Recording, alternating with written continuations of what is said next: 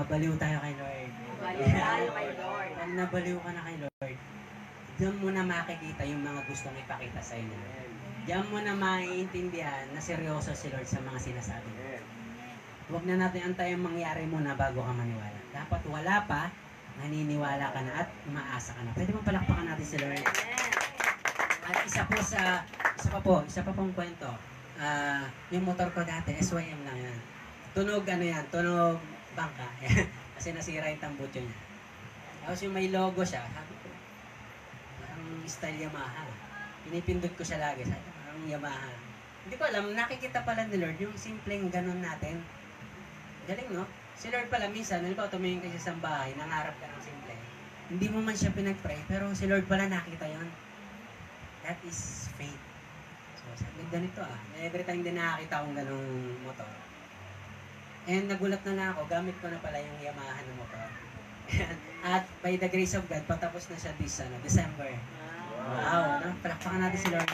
So, sabi ko, through faith, talagang lumalakad yung vision ni Lord. Tapos one time, nasa St. Monica kami ni Lambert. May binili kami ron. Binibiro niya ako, malay mo doon, dito ako magkabahay. Naalala ko yung pangako ni Lord, kasi may inaatid po ako sa mga empleyado na katrabaho ko rin. Lagi sinasabi ni Lord, dito ako magkakabahay. Baka dito ko na rin magpamilya sa lugar na to. So, doon ko lang nare-recall, kagabi ko lang halos nare-recall ako. Dadaling ka pala ni Lord sa mga akala mong imposible. Sino pa excited na habang sinishare natin to, may pangako rin sa'yo si Lord. Personally. Amen. Hindi ko po alam yung sinasabi sa'yo ni Lord sa mga oras to. Pero one thing is for sure, siya pong bahala dyan. Amen. Sino pong handa kang manampalataya kay Lord? Sino pong handa kang umasa lamang na papapangyari ni Lord? Palakpakan po natin si Lord. At tayo po tayo lahat. Sabi ko nga po kay Lord, sabi ko, Lord, ano bang date niya? January 22. June 22, sorry. So sabi ko, gusto ko Lord, dumating ang time, babalikan ko tong video na to. Puro January ako. June 22, 2020. Gusto ko pong balikan tong video na to, pagdating ang time.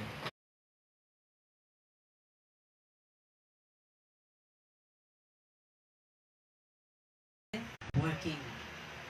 Kahit, even, I can't see that you are working. You still working.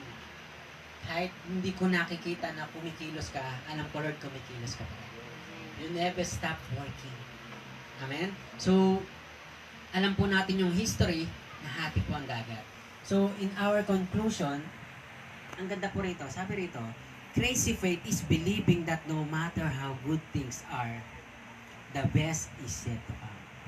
Sabi rito, it is a faith that says, as much as we dream and do big things for God's kingdom, His vision is always greater. Sino pong pangmalakihan ang plano sa'yo ni Lord? Amen? Naniniwala ka na ano daw mangyari na magaganda sa buhay mo. Matupad man daw yung imposibleng prayer mo kay Lord, magtitiwala ka na rin. Patuloy ka pa rin aasa, dumating o hindi yung kanyang pangako. Amen? Sapagkat ang ganda po nito kasi crazy faith is believing that no matter how good things are, the best is yet to come. Kaya po pag may mga tagumpay po tayo sa buhay, huwag po kayong makakontento. Yung bang sasabihin mo kay Lord, Lord, okay na to. Sapat na to, Lord. Kasi po, once you enter into relationship with God, dadaling ka ni Lord sa mga bagay na hindi mo pa napupuntahan. Sino pa excited? Sa mga pangako niya na hindi kayang gawin ng tao. Excited po ako ron. Meron po akong, gusto kong magtapos sa kwento na to. Meron po akong 2014, may napulot akong susi. Susi siya ng, nakalagay kasi Mitsubishi. Mitsubishi. Sa gasoline boy po ako nito. Sabi ko itong susi na to. Sabi ng Lord, bago-bago pa lang po ako mananampalataya, no? Sabi ng Lord, darating ang time, susuksok mo yun sa sasakyan mo talaga. Ibig sabihin, alam mo na yung brand, no? Wow, Mitsubishi. Huwag naman sana Lord, Mitsubishi, baka Mitsubishi. Kasi may nabasa ako sa Facebook, Mitsubishi. Huwag naman sana ganong sasakyan, no? Mitsubishi, malinaw yung susi. Tapos habang hawak ko yun, tatapon ko sana eh. Pero baby paint pa kasi eh. Magsabing baby paint, hindi mo pa alam yung nangyayari. Ano kaya itong... Ginawa ko lang, nilagay ko sa ng motor ko. Sukso ko lang. Alam niyo po hanggang ngayon, from 2014, ano na ngayon, 2025. Ilang years na, 11. Nasa akin pa rin yung susi na yan. Sabi ko, malay natin, di ba? Sabi ko, Lord, sige, tatanggapin ko yung pangako mo. Kasi sabi ni Lord, magkakaroon ka ng Montero Sport Black. Grabe, no? Nice. Nakapaka na si Lord. So, habang binanggit ni Lord yun, parang may sa isip ko, parang, posible naman Lord. Mabaliw tayo kay Lord. Baliw tayo kay Lord. Pag nabaliw ka na kay Lord, diyan mo na makikita yung mga gustong ipakita sa inyo. Diyan mo na maiintindihan na seryoso si Lord sa mga sinasabi niya. Huwag na natin antayin mangyari muna bago ka maniwala. Dapat wala pa, naniniwala ka na at umaasa ka na. Pwede mo palakpakan natin si Lord. At isa pa pong kwento. Yung motor ko dati, SYM lang yan. Tunog bangka. Kasi nasira yung tambutso niya. Tapos yung may logo siya, sabi ko, parang style Yamaha. Pinipindot ko siya lagi, sabi ko, parang Yamaha. Hindi ko alam, nakikita pala ni Lord yung simpleng ganun natin. Galing, no? Si Lord pala minsan, halimbawa tumingin ka sa bahay, nangarap ka ng simple. Hindi mo man siya pinag-pray, pero si Lord pala nakita yon. That is faith. So, sabi ganito every time din nakakita akong ganung motor.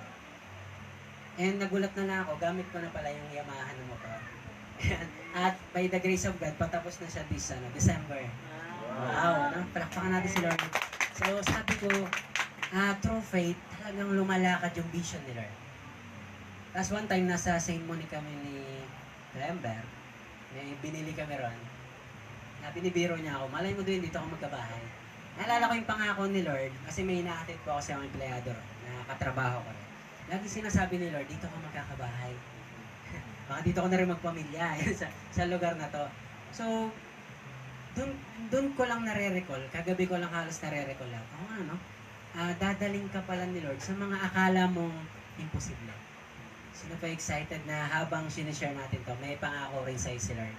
Personally. Amen. Hindi ko po alam yung sinasabi sa'yo ni Lord sa mga oras to. Pero one thing is for sure, siya pong bahala dyan. Amen. Sino pong handa kang manampalataya kay Lord? Sino pong handa kang umasa lamang na papapangyari ni Lord? Palakpakan po natin si Lord. At tayo po tayo lahat. Sabi ko nga po kay Lord, sabi ko, Lord, ano bang date niya? January 22. June 22, sorry. So sabi ko, gusto ko Lord, dumating ang time, babalikan ko tong video na to. Puro January ako. June 22, 2020. Gusto ko pong balikan tong video na to, pagdating ang time. Working. Kahit, even, I can't see that you are working. You still working. Kahit hindi ko nakikita na kumikilos ka, alam ko Lord, kumikilos ka pa. You never stop working. Amen? So, alam po natin yung history na hati po ang dagat. So, in our conclusion, ang ganda po rito, sabi rito, crazy faith is believing that no matter how good things are, the best is yet to come. Sabi rito, it is a faith that says, as much as we dream and do big things for God's kingdom, His vision is always greater. Sino pong pangmalakihan ang plano sa'yo ni Lord? Amen? Naniniwala ka na ano daw mangyari na magaganda sa buhay mo. Matupad man daw yung imposibleng prayer mo kay Lord, magtitiwala ka pa rin. Patuloy ka pa rin aasa, dumating o hindi yung kanyang pangako. Amen? Sapagkat ang ganda po nito kasi crazy faith is believing that no matter how good things are, the best is yet to come. Kaya po pag may mga tagumpay po tayo sa buhay, huwag po kayong makakontento. Yung bang sasabihin mo kay Lord, Lord, okay na to. Sapat na to, Lord. Kasi po, once you enter into relationship with God, dadaling ka ni Lord sa mga bagay na hindi mo pa napupuntahan. Sino pa excited? Sa mga pangako niya na hindi kayang gawin ng tao. Excited po ako ron. Meron po akong, gusto kong magtapos sa kwento na to. Meron po akong 2014, may napulot akong susi. Susi siya ng, nakalagay kasi Mitsubishi. Mitsubishi. Sa gasoline boy po ako nito. Sabi ko itong susi na to. Sabi ng Lord, bago-bago pa lang po ako mananampalataya, no? Sabi ng Lord, darating ang time, isusuksok mo yun sa sasakyan mo talaga. Ibig sabihin, alam mo na yung brand, no? Wow, Mitsubishi. Huwag naman sana Lord, Mitsubishi, baka Mitsubishi. Kasi may nabasa ako sa Facebook, Mitsubishi. Huwag naman sana ganong sasakyan, no? Mitsubishi, malinaw yung susi. Tapos habang hawak ko yun, tatapon ko sana eh. Pero baby paint pa kasi eh. Magsabing baby paint, hindi mo pa alam yung nangyayari. Ginawa ko lang, nilagay ko sa ng motor ko, suksok ko lang. Alam niyo po hanggang ngayon, from 2014, na ngayon, 2025, ilang years na, 11, nasa akin pa rin yung susi na yan. Sabi ko, malay natin, di ba? Sabi ko, Lord, sige, tatanggapin ko yung pangako mo. Kasi sabi ni Lord, magkakaroon ka ng Montero Sport Black. Grabe, no? Nakapaka na si Lord. So, habang binanggit ni Lord yun, parang may sa isip ko, parang, posible naman ni Lord.